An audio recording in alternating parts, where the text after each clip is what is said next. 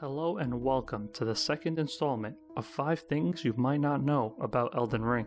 This video, of course, contains spoilers for Elden Ring, and it also briefly mentions Dark Souls 2.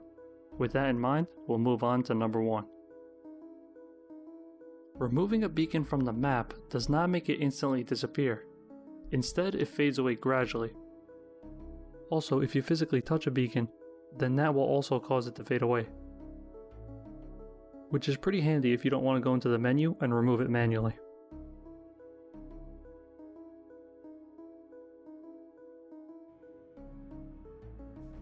Using the Mimic's Veil in the roundtable hold will disguise you as either a wooden box, a golden shrub, or a statue from Liurnia. But using it in the alternate roundtable hold that can be found in Lindell will just change you into the regular Lindell transformations: a potted plant, a different statue, or a bed of golden flowers. Also, bonus fact, you can cast some spells in the roundtable hold and other no attack zones, which is strange in my opinion since you can't even raise your shield or drink from the wondrous flask of physic in these areas.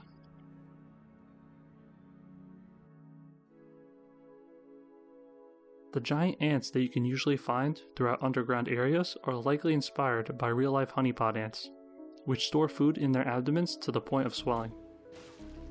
With this connection in mind, these enemies might feed on runes, storing them in their abdomens until they coagulate into the solid form that they drop on death. Additionally, other aspects of these enemies also appear to be inspired by real-life ants, such as the acid attack that some of these enemies have, and the large-headed variant being very similar in appearance to big-headed ants.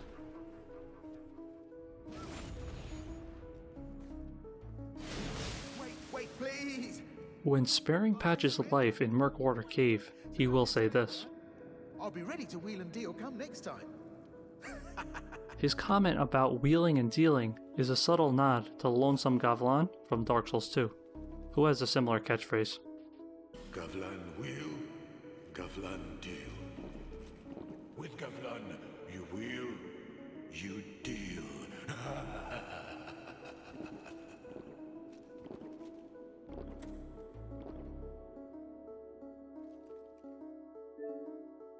You've likely seen this image many times, but it has many strange details that you might not notice at first. For example, Jaren and Ensha can be seen lying dead in the foreground.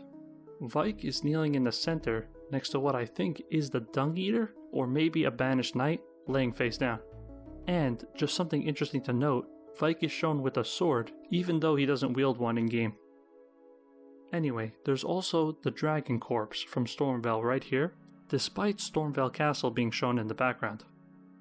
If you see anything else specific, or you want to speculate on the artist's intent with some of the stuff in this image, then definitely let me know in a comment. Thank you so much for making it to the end of this video. If you like this one, then you might also like similar videos I made about Dark Souls 1 and 2. By the way, if you have any suggestions for facts that I should include in future videos, then let me know. Anyway, like I said, thanks for watching, and I will see you in the next video.